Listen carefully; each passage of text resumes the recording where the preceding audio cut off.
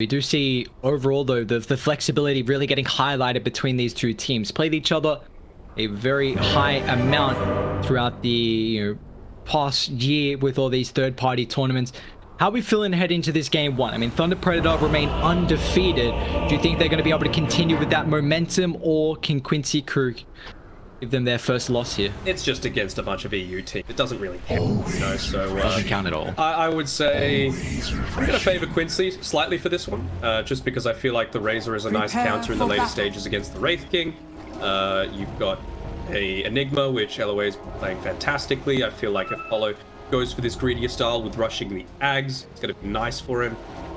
So, yeah, and you have to put a little bit of weight as well onto the fact that over the past year, the Americas, not just North America, has been Quincy's region. Yeah, it definitely has. And with all the tournaments that they've been playing, how much reps they've been putting in, getting that experience. Polo, man, that nighttime. There's a Monka S right here. Oh, no. Hi, Moose. Hi, MNZ. This is going to be first blood. Very easy. Wraith Fire Blast sets up. They'll make sure they give it over. It's 30 seconds to battle. Got it. What's on here? Oh, no, never mind. Just getting confused. MNZ and MJZ. Classic. It's looking spicy. That's a nice one to be able to pick up here. I mean, the fact that you give the first blood to your carry, and it's so much damage. I mean, Gush level 1 is such a nuts abilities. 110 damage, 40% slow, 4 armor reduction. It can do a whole lot for you. Oh yeah, of course. It doesn't scale that amazingly, but as just a pure level 1 ability, you kind of want the fact that it stays at the low mana cost just to keep it at level 1.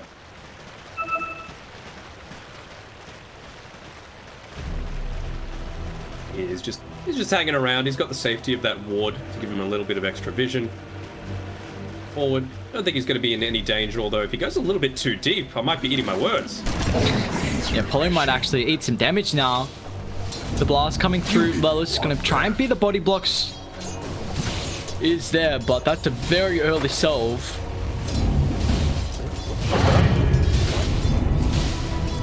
JZ is going back, getting that sentry ward. I mean, they would have seen that he came from the north area. It's not going to be the one that blocked off the camp, though. So just missing out.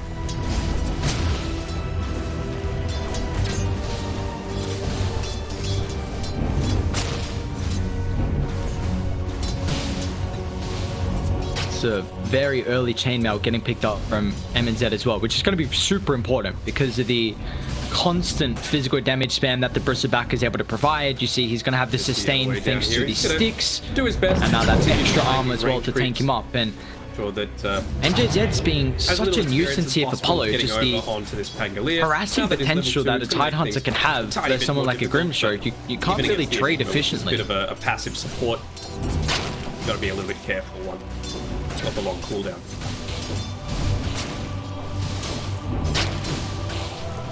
Now, what about this mid matchup though? We haven't really seen the Morphling too much so far, actually, through the groups, through the wildcard and the groups today. And it's also getting played as a position 2 versus the Void Spirit. How do you think Leo is going to fare against Quinn? I mean, it's one of those heroes that absolutely loves to get levels, so he's going to be loving life on that account, but I don't know if he's quite as mobile as he needs to be, especially when you've got this Wraith King that's the position 1 support. You know, you need to be making kills happen a lot around the map. It means you're probably going to be building up into something like an E-Blade super early on. When use it to assimilate just to try and live for that little bit longer. Luckily enough, he's got the bottle coming out to him, but does put a lot of emphasis on some of these other lanes as well to make sure that they're making the big rotation. Rank was the Mirana and Tidehunter are going to need to make a place happen around that. Morph does not want to leave. No, he really doesn't. I mean, you can see how you can kind of itemize. We've seen Thompson on the Morphling sometimes go for like the Dragon Lance, and if he's got someone like an Earth Spirit to play around with. But what do you think Leo is really going to prioritize with the replicate this game? Is there anything he would like? I feel like obviously the Razor is a great one to be able to morph into, but honestly the Void Spirit's totally fine as well, just for that little bit of extra mobility. It means you don't have to continue holding your waveform, you can use it a bit more aggressively. You're able to just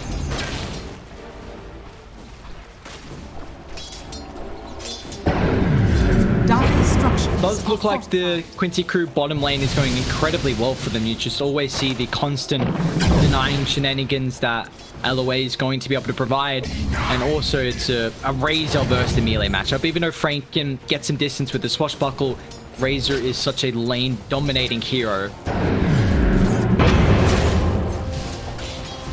Even using the glyph there to make Quinn's life a little bit more difficult. He used the dissimulate to try and get a little bit of extra experience. He's keeping relatively even with Leostyle here, but you always want to be going for a bit more of a kill potential. We're going to see the bottle refill start to come out.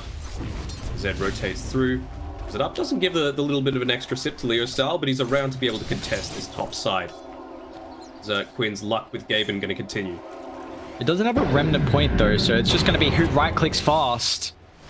Oh, but it's the DD up top and he's just trying to hide it with his body. No, Nothing there's to no see double here. damage. Oh, that would have been so hard to try and deny there. With a big body like the Tide. The Watermelon. So he doesn't mind that they've been able to make this bit of a pull through here onto the camp. He's just happy to farm it up with those cool space stacks, although it's getting a little bit low here. 3 Tango charges still.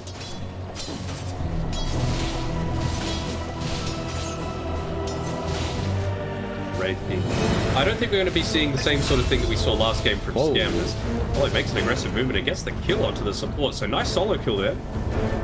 That was a lot of damage. Looks like MNZ look to punish here. Polo's actually going to try and juke back up to the small camp in the neutrals.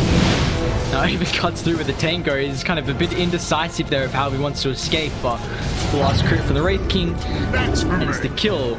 We even got a bit of a fight taking down in the bottom bounty rune section as LOA is going to end up falling. He gets a courier before he dies, also picks up the bounties, but no assistance coming through from Yua. That was nicely done by MNZ. You know, Wraith King has one of the biggest backswings in the entire game, so didn't want to go for the right click that might have meant the Grimstroke gets away, you know. He had the Nasal Goose stack on the Wraith King, so he wasn't quite as fast, even with those phase boots, so he just waited for the Mortal Strike cooldown to be up again. Guarantees the kill. Just little things like that are impressing me already with ThunderP. Radiant's middle tower is under attack. You got about a full level advantage here for the Morphling. Radiant's middle He's tower going to be able to pick is up his under level attack. 6 with the Siege Creep going down. He is shoving the wave out a little bit, making sure that it's not going to be under his tower anytime soon. Goes top. Illusion Rune. Whether or not he goes back, still yet to be seen. Looks like he's keen to make a movement up towards this top side. And even if it's just MJZ that he catches... Yua. Plasma filled 3 points and it was enough, and I like the move that Quincy crew was trying to make down bot. They shoved the lane in knowing that they could get really aggressive with the catapult, dropping an aggressive observer ward as well, enabling them to have that dive effect and finding the kill on the Pangolier. He's making a bit of a deep dive going through here, inadvertently just pulls it through Radiant's to this small middle cap. It'll tower is eventually under reset. attack. So Radiant structures are fortified. I'm also liking the fact that he's only gone... Yeah, you mentioned he's gone more points into the static, realizing that that's the big... Whoa! Man, Polo sniped down the Wraith King. They're even going to lose the Mirana as well. Things are not going right in the past minute here. The Wraith King was keeping the one charges because he didn't think he was going to get bursted by Polo, but now MJZ, he's also going to get chased onto the tower. They're able to tank up thanks to the creeps here. And also Leos, he's just too goddamn tanky nonetheless, 7 minutes into the game. And this is what I'm a little bit worried about here for Thunder Predator.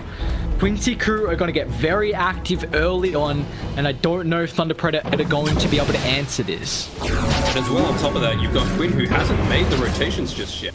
Gonna push out this wave, get his level 7. He might be on a little bit by Leostyle there. Gonna back away, no points in the morph just yet. There's always the risk when you're just shoving these waves out by maxing out that dissimulate, that you can make that rotation to the side lane. Forces you to play this really defensive style where you can never just be pushing the wave in, getting the maximum efficiency that you can walk off into. That is 3 bottle refills from the Tide to Leostyle. He is getting an immense amount of love from his support. Oh, Not that it was... well. Yeah, it's a nice DD, so... We've always seen they've been around the timing of those power runes, making sure that the Tide's in an area to contest. Even Frank along with Moose all come for that rune. So a lot of emphasis there from ThunderP to really enable Leostyle. It looks like they're aware that this is a hero that can make a lot of impact this game, but he needs to farm. Stealing that Razor Static Link can definitely be a threat. For top lane, MNZ, they're going to slowly start stacking up the quills, and he needs help, and he needs it now. Rotations along with swift movement coming through from MJZ, and now they're going to try and look to turn, but the back Lelis finds that last little quill required to bring down the reincarnation, so the first life is claimed, but it's even just going to move on forward to deal with the Tide Hunter. It's already stacked up the quills, stacked up the goose, and another target will fall. Bristleback, and when you give him a good start, it's a fat stack.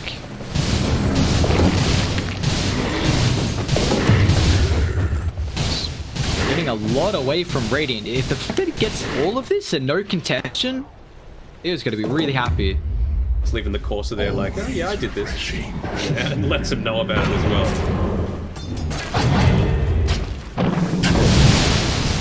A little bit lucky with some of the neutral items as well. I can't think of anything else that a Razor might like over a faded brooch. Dire's top tower. He went through to travel as well, so just he's already moving 470 movement speed here for UR. You know what, screw it. Get the wind lace as well. Why not? Yeah, why not, honestly. Value. You got 2 slots. You may as well fill them up. He's actually so fast. Yeah, he picks it up. He's going to be a speedy boy. He's got the Storm Surge, which is percentage-based movement speed, so it's just going to be even more amplified. 10 minutes now. Not doing too much contest on the top side or the bottom, to be honest, with some of these runes. So it's going to be at least 3 on the way of ThunderP. Still be able to get there safe. Try camp board. Radiant's bottom tower is under attack. My waters rise.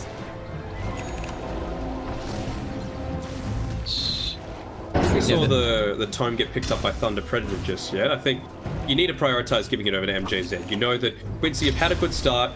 They're going to start running at you soon. Radiant's you need that bottom Ravage tower to is counter under an issue. attack.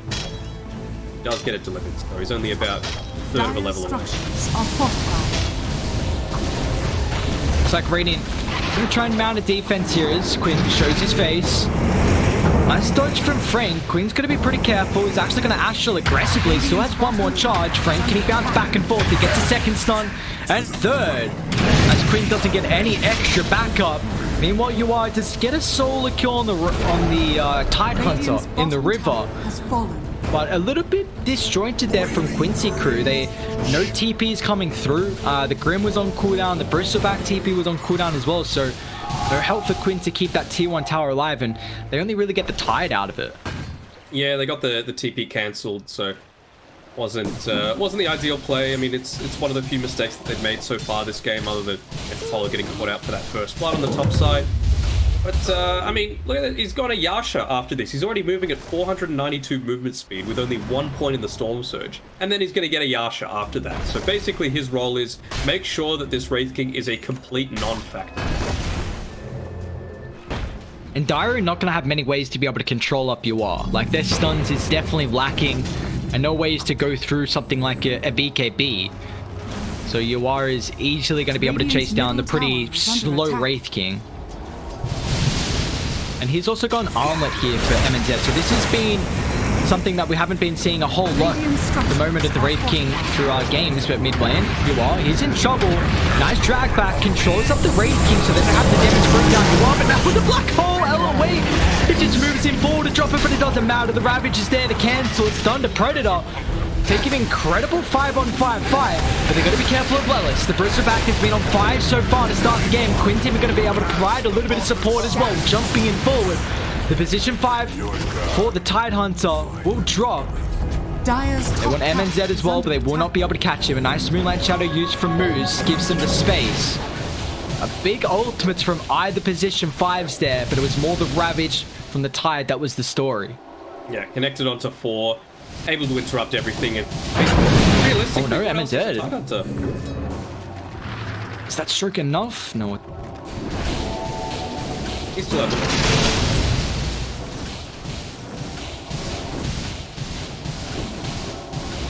just see here the difference. I mean, yes, he's an offlaner, but he's an offlaner providing a whole lot more right now with Leostyle. He's able to put a lot of pressure onto this mid lane. A lot of the damage coming out right now from Thunder Predator is all physical. There's no E-Blade picked up just yet by Leostyle. Everything is physical right now from the Pangolier. Same sort of thing with the Wraith King. So with that Vanguard picked up, you're not scared of anything. Dire's middle tower Indeed, is he's under not. Look how attack. aggressive Lelis is playing at the moment. He's even going to get Quinn to come back him up. And the magic damage just isn't there from Thunder Predator. I mean, they've almost got the Ethereal Blade completed from Leo.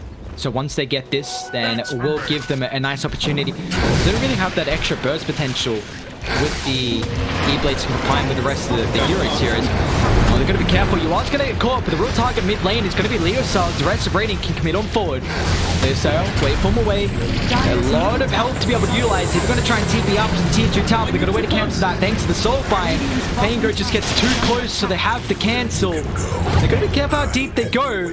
Resonant Pulse, physical protection. Quinn actually enough to keep him alive. The arrow's off the mark as well from Moose. Running straight into Lelis. That's not a position you want to be. As Frank as well is actually going to swashbuckle aggressively. 3 will fall as a wrap through MNZ. He wants to clean up. Can he get Pollard? He cannot. No way to cancel the TP. It's all up to Lelis at the moment. Again, been a hero that has been so difficult for Thunder Predator to deal with. Flawless right now from Lelis with 0 deaths. He's continuing to look that way. They're still going to try. Grade 5 Blast sets up for the arrow, but now with UR showing up, it's going to force MNZ to TP out. That takes a lot of the damage away from Thunder Predator, so they'll look to reset. Look to reset. We've still got the Ravage up available. He's got the Magic Stick. He's got the Mango ready. You see the Mirana ulti get popped. Will they look to put a heavy defense onto this mid lane? Doesn't look like they even need to. Dire are scanning. Is a great This conductor. is a big boy stack happening as well. Try camp carry. It might even just give it over to Lelis. Why not? Make him a beast. Make him someone that you cannot get past. Frank, Colton brought down. Quinn, Polo, great positioning from them. Punishing the Pangoliers' positioning. Looks like he was trying to get a little bit cheeky with snagging that bounty. But Radiant have not been successful at putting their bodies on the line to deal with this tier 1 tower. So all in all, very impressed with Thunder Predator because they have more of a slower lineup with a Morphling and a Wraith King core duo here. They do, and it's going to pick up a fair amount in about 750 gold when that Ghost Scepter gets completed. Leostyle, he's already got the E-Blade. It's all about the burst damage right now. You can see he's already finished up the Yasha. He's going towards that BKB next. There's a plethora of items he can get. You know, BKB, once he gets that, he's probably going to go the Sanjin Yasha. Might go the Yules just to continue having that movement speed and prevent an engagement that happened like then. You know, you get a great static link off and then they just TP in front of your face. Yeah, but Quincy Crew are going to have a pretty big window here with the Orchid getting picked up very shortly from Quinn. Got enough gold now for the recipe, and the fact that the Morphling is going for this aggressive E-Blade is not going to have a way to keep himself alive from the Orchid, so if they can get that initial jump, the Morphling will be food. When MMZ does turn up to the next team fight, he's also going to have at least the Sacred Relic, so a lot more Dire's damage can be middle dished tower out by this has Wraith fallen. King. It's not just going to be all Razor.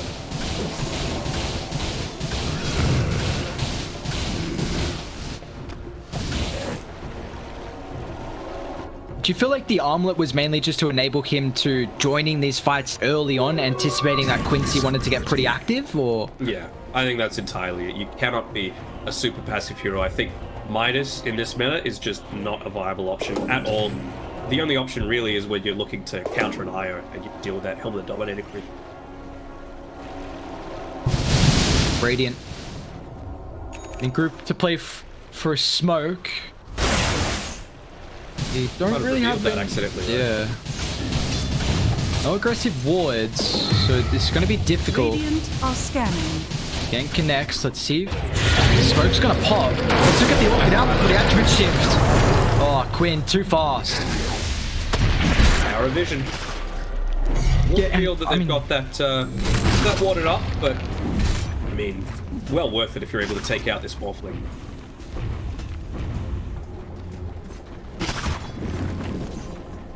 Sacred Relic picked up. The farm speed increases. Someone needs to tank the arrow. They didn't do so. Now with the Ravage committed as well. Can he get anything? Quinn will not be successful. At least the Soulbind stops the Rolling Thunder, but LOA along with Polisson have to retreat. But meanwhile, Bristleback is in. He actually wants a man fight here. Lelis, he's so tanky. Hood, Vanguard, Yuan sweeping on the backline as well, soaking up all the damage for the Wraith King. He's not going to have any way to be able to dish this out here, so Lelis, I mean, it's a good Rolling Thunder, but it runs right into the black hole. LOA dropping it on their faces here as Frankie's protected with a swashbuckle. That's all they needed. A big ultimate as Leo still flies on forward. Shotguns down the Enigma. So a fight that breaks out. I mean, you see Quinn drop at the start. They deal with the reincarnation, but still not a full messy engagement as we don't see too many heroes falling.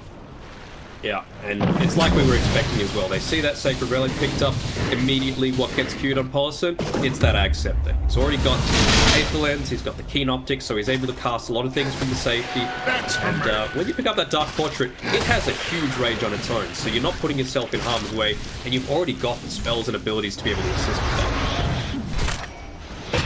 that. Moose playing with fire right now. Quinn, if you can get nice positioning, he will not guess correctly.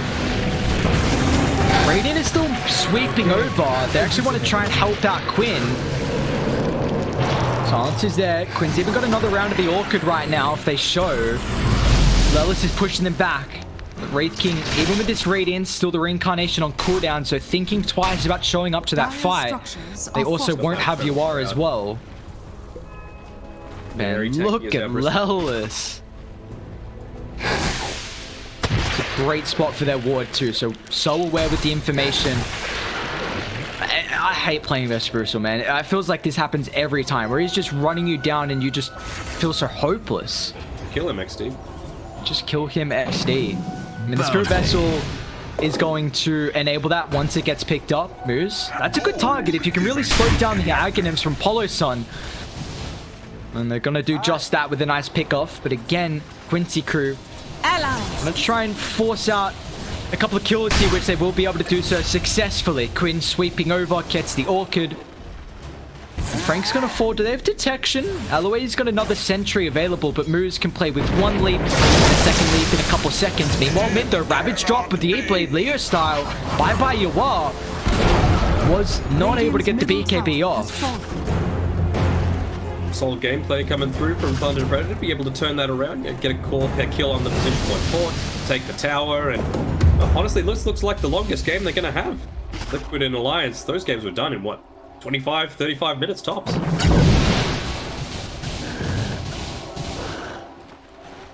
Yeah, they were able to take those games down incredibly fast, and well, I'm excited that we got an even game. 13-13, minimal net worth lead for Dire. But do you think Quincy crew are happy with the status quo of this game so far?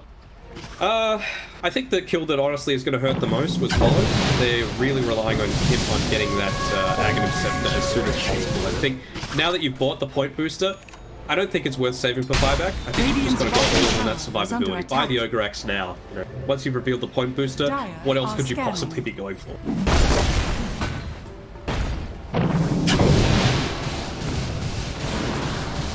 Comes the smoke again. Quincy crew. They got the blink now on the Enigma as well. Many opportunities to be able to cancel. If they run into MNZ, they miss the Remnant, so this initial whiff of the ability might allow him to get in a good spot up on the higher ground, but he dies really fast. Stuck inside the Midnight Pulse. They're soaking him dry as well. There's a great fight for Quincy crew, but meanwhile, still Thunder Predator. They want to try and move on over, but the Ravage, it's not available here, so they won't have this big ultimate to take the engagement. Plasma Field from UR finds two. Frank's going to roll in, just try and be that zoning factor so Leostyle can disengage along with MJZ. But Lelis, he's been a thorn in their side, constantly pushing forward with the aggression. MJZ forced onto the T2 tower. There's not much they're really able to do here. Like, what Bristleback, he's just running supreme this game. Stuck in the trees, but he wants the man fight. Quinn even showing up as well. Lelis, about half HP. A-blade shotgun, not enough. Another look to turn. Frank, swashbuckle, back up. Even the Tide Hunter trying to buy back here to rejoin the fight. Ravage still on cooldown for another 15.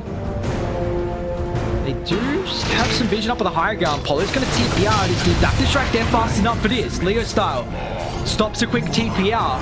And Quincy Crew haven't fully disengaged just yet, so Frank's going to look to punish, but again, you are seeing the issues of their long-range catch. The Blink Dagger wasn't actually delivered in time to LOA before that previous team fight. It was just about at him at the secret shop before he got picked off by the Morphling. This time he hasn't, so could look to go for a bit of a secret play here. Hasn't revealed it just yet. Careful about where he's showing it later. Twice. Shame on you.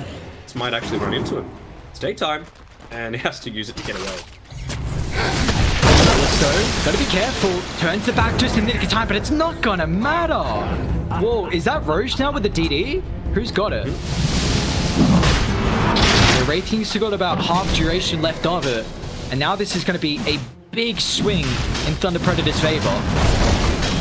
This was only turned on his side, I believe. Just really solid skill shots being used here by Thunder Predator, making sure they can catch it out, and that's that extra 20% damage that they needed to be able to pick him off before there was any kind of impact. They caught Quinn as well on the Reaper just there, Frank! Thunder Predator! They're making some big plays here in this game one, making sure they continue with their flawless run so far. Now with the big, I mean, it's only 1,000 net worth lead, but it feels bigger with that, with the Aegis getting claimed. Now you've got 2 lives to play with for the Morphling along with your Wraith King, who's also level 18. So now 40-second cooldown on the reincarnation. 60-second cooldown on the Morphling Morph. He's got the Manta style delivered now, so he's able to be a lot more ballsy. I mean, the Aegis allows him to do that anyway, but also not really that worried about things like, you know, the Malefice. You're not worried about the Orchid quite so much. Nice place to be. Radiant's bottom tower is under attack. Very, very good position to be in for Thunder Predator. And they've kind of escaped my worry of how the early game was going to fare out for them, with the factor of Quincy Crew playing very fast and very aggressive. And now they're the ones that can really sit themselves in a position to be, you know, leading into this late game. And I think that's exactly the position that Thunder Predator want to be in. For me, it still just goes back to Polo. They need to give him some space. They need to actually protect him. He is the most important hero in terms of who to give farm to at this point in the game. Radiant's Single Dark bottom Portrait tower can is entirely under turn attack. around a team. Radiant structures are A single fortified. black hole as well can turn away a team fight. You see, Pango hasn't even opted. It's gone more of a utility Radiant's Pangolier bottom build. tower is The under Greaves attack. as the first item here for Frank. Link's going to be the next Dire's option. middle tower is You know, I under wonder attack. when he's even going to think about a Basher. MZZ is also even going for a Silver's Edge. So just a way now to deal with the Dire's top Bristleback, tower is which under again, attack. only one death right now for Lelis. The void within.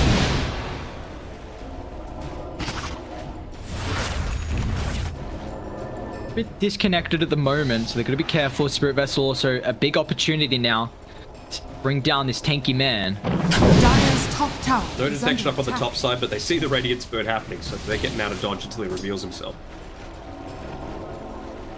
Almost reaching level 18. Might be actually looking to make a bit of a play here on MNZ. I think Oh, no. after the past couple of attempts, this might be a little bit more difficult. Smoke Radiant's coming in from the middle other tower side. is under attack. Oh, this high guy Quinn, nice silence, stops the fall of arrow right now for the Marauder, but Quinn is overstepped the mark a little bit too far with the chain lockdown that Frank's going to be able to provide. They instantly evaporate too. Now Lelis as well.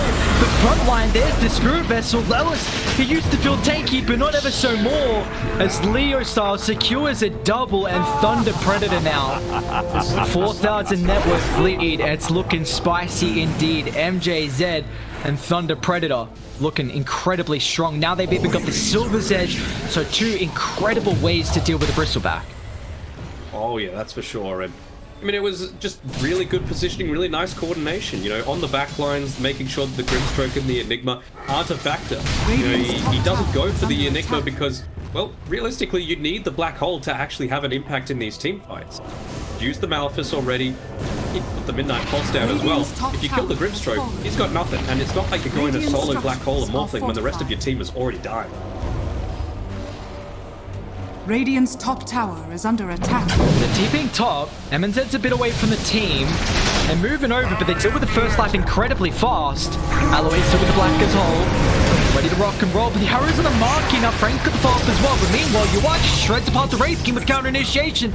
MJZ, that's a beautiful Ravage, but where's the follow-up? The Buyback gonna come through, so they still have this Black Hole factor, but Leostyle, he's waveformed aggressively, still got the Aegis for another minute here, down to the southern side, Tidehunter pushing them back, but it's really the Bristleback that's gonna be able to secure the kill, a 2 for 2, but Leo still able to play around right now, super aggressive. Waveform away.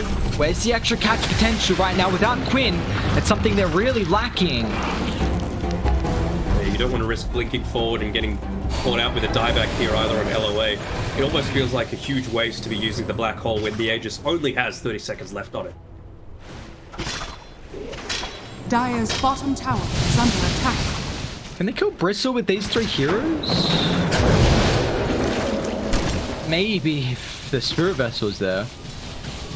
For the Morphling, anything's possible. Very true.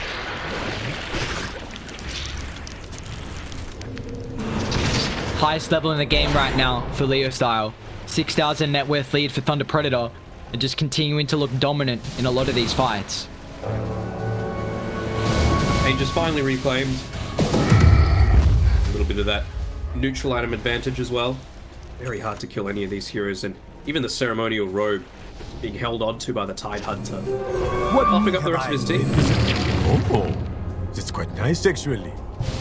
Fire sweeping on through. Oh, poor Polo. He just wants a little farm, man. That's literally all he's asking for, pleading, guys, I need my Aghanims, but he just cannot get it.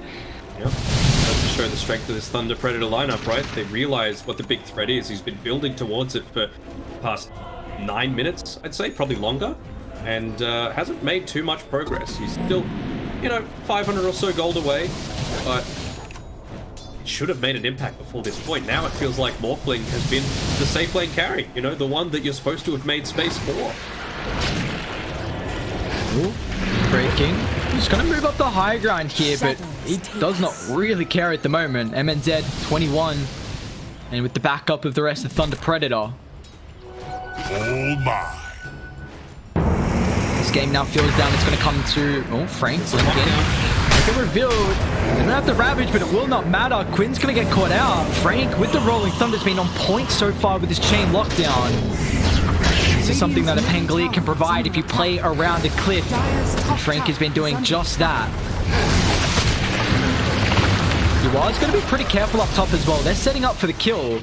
If he doesn't TP out now, he's going to be forced to pop the BKB. He will do so to make it away. So 2 heroes, TP up top. Feels like more in this game than most of the others that we've been seeing. This is a game about, what kind of trades are satisfactory for you to make. Not ideal to be able to pop that BKB. Now it's down to 7 seconds, but considering the fact that they were already knocking on your base, and Quinn was dead for the next 60 seconds, it's something that had to be done.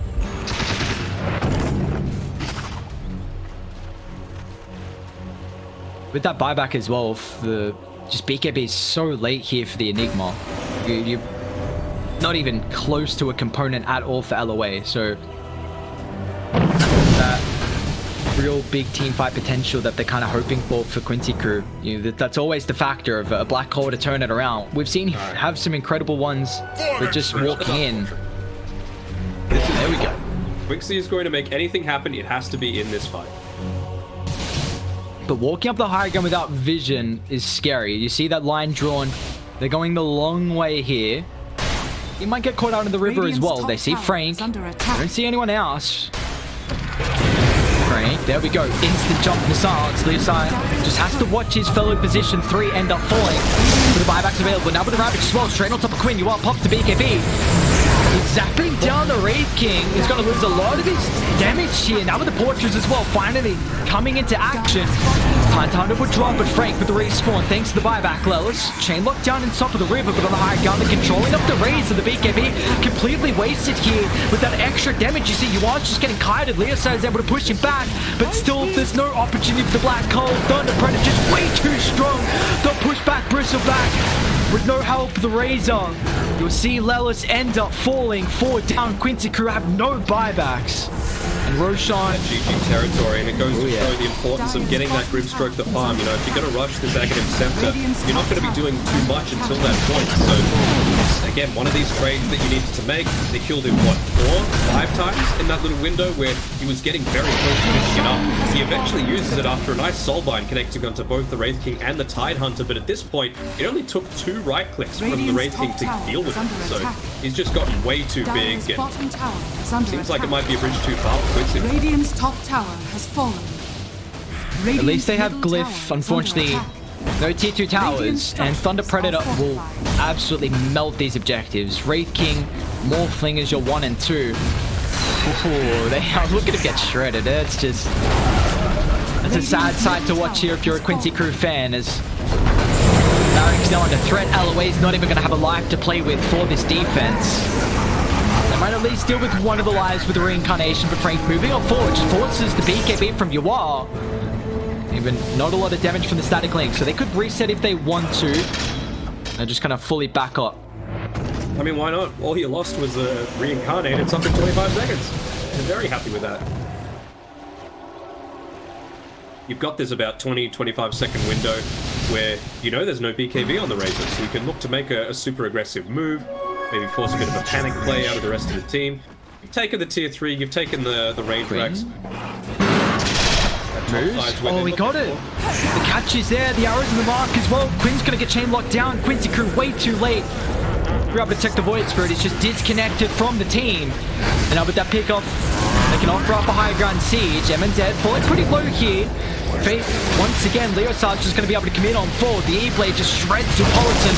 They won't have the Dark Portrait effect now with the Ravage. He wants to put them in a grave. Quincy Crew, they're going to get completely wiped here.